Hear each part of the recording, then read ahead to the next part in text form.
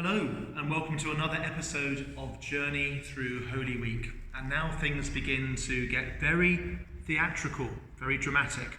We come to Maundy Thursday, the day of the Last Supper. As you can see, the colour today is white, so there's a sense of joy and celebration. The last few days we've been in Lenten purple.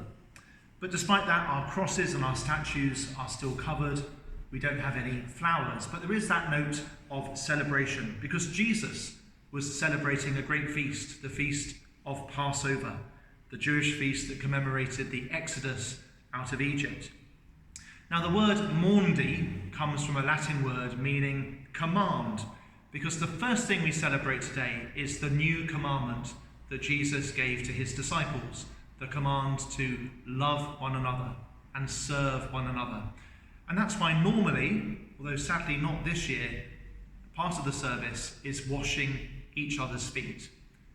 I normally take my vestment off, I put an apron round my waist, and I go up and down the aisle washing the feet of parishioners who were representing the disciples.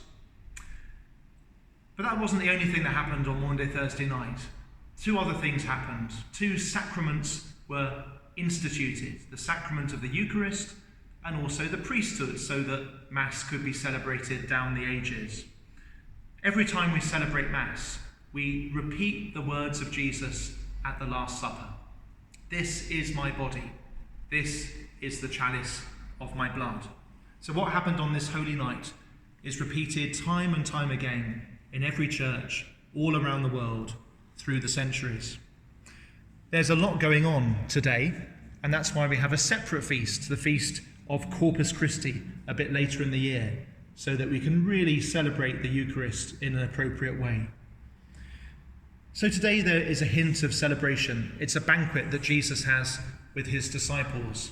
But Jesus doesn't linger at the table as we might linger at a table at a dinner party.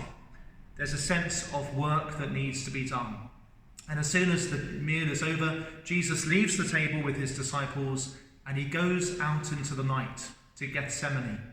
And he knows full well what's going to happen there. The fight against sin and death is going to truly start. So normally at the end of the Maundy Thursday Mass, we go with Jesus to Gethsemane. We go into the darkness with him. We strip the church of all the cloths, all the things we need for Mass, so that it's completely bare.